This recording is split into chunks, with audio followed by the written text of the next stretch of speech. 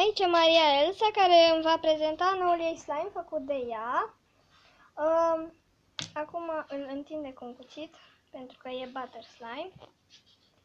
Fac un om, de fapt. E cu sclipici roz în el.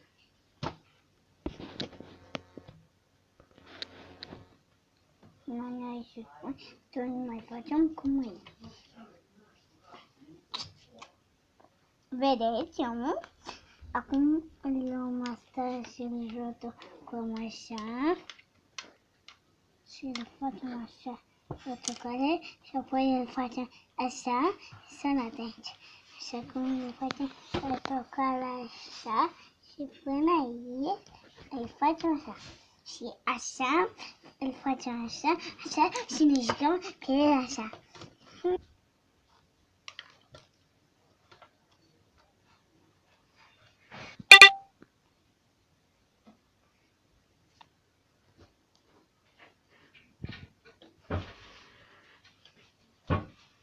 Hai, nu am putut.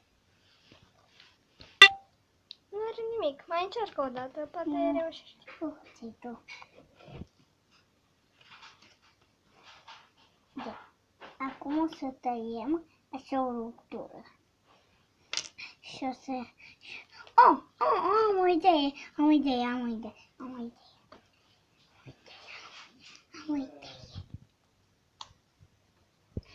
O să turtim asta așa, o să facem așa, o să facem un biscuit Oreo.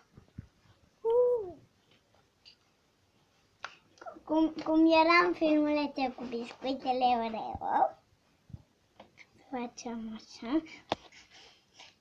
Asta o să fie crema. Vezi? Iată crema cu sclipici.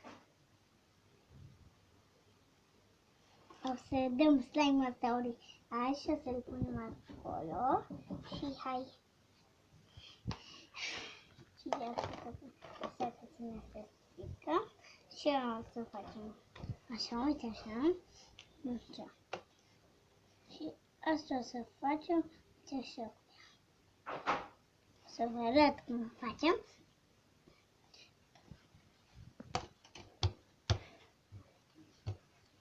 Asta nu a făcut cum trebuie.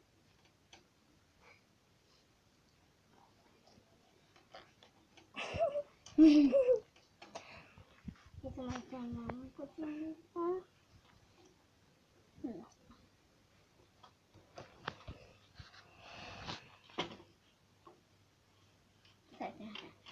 O să fie de fapt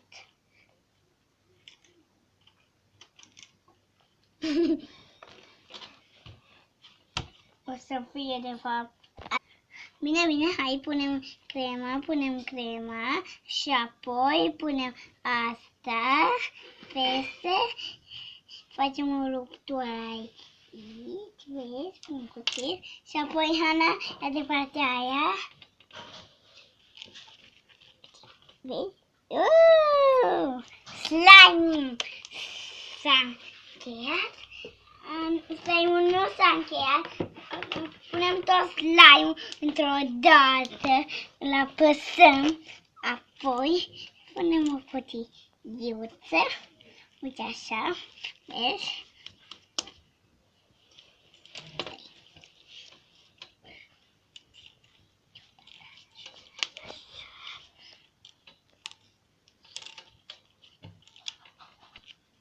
Și apoi îl întindem în jumate, 4. Super fain. E slime-ul meu și al lui Hana, adică ea e Hana. Știu cine o cheamă și ea mă filmează. Aici facem un așa și trebuie să bag o din aia.